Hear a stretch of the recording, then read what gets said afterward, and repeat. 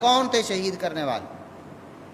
ان کا مقصد کیا تھا؟ کون تھے وہ بدبخت؟ یہ وہی تھے جو نام لیوا تھے، جھوٹے نعرے مارنے والے، جھوٹے دعوے کرنے والے کہ ہم محب ہیں، وہی تھے۔ بہرحال انہوں نے اپنا کام کیا، لعنت برسی ان پر اللہ کی، فرشتوں کی، سارے انسانوں کی۔ انہوں نے سیدنا حسین رضی اللہ عنہ کو دھوکے سے شہید کر، جب شہید ہو گئے، یہ ایک المناک واقعہ تھا، پریشانی والا واقعہ تھا۔ ظاہر ہے مسلمان پریشان ہوئے، لیکن کسی مسلمان نے اس پریشانی کی وجہ سے 10 محرم کے شکرانے کے روزے کو ترک نہیں کیا۔ خود سیدنا حسین رضی اللہ عنہ کی آل میں سے بھی کسی نے ترک نہیں کیا۔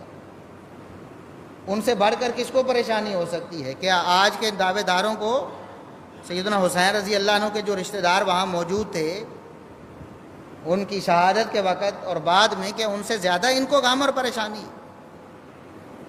تاریخ اسلام میں کسی ایک اہل بیت کا نام لیں، کسی ایک محدث اور مفسر کا نام لیں، کسی ایک امام کا نام لیں جس نے 10 محرم کا روزہ، شکرانے کا روزہ، سیدنا حسین رضی اللہ عنہ کے غم میں ترک کر دیا۔ غم اور پریشانی سب کے لیے پریشانی۔ اب بتاؤ، کیا محمد الرسول اللہ صلی اللہ علیہ وسلم سے بڑھ کر اس کائنات میں کوئی عظیم ہستی ہے؟ اس کائنات کی سب سے محبوب ترین ہستی اور اس کائنات کے لیے سب سے قیمتی ترین ہستی محمد الرسول اللہ صلی اللہ علیہ وسلم، وہ دنیا سے چلے گئے، غم اور پریشانی تھی کہ نہیں تھی؟ یہ بھی تو دعویٰ کرتے ہیں جو سیدنا حسین رضی اللہ عنہ کی شہادت پہ ماتم کرتے، سوگ مناتے ہیں۔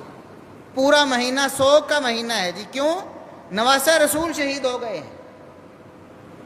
اچھا، اگر سوگ منانا جائز ہے، پورا مہینہ سوگ کا کرنا نواسے کی وجہ سے جائز ہے، تو جو نانا ہے خاتم النبیین والمرسلین، وہ دنیا سے گئے ہیں، تو کیا خیال ہے 12 ربیع الاول؟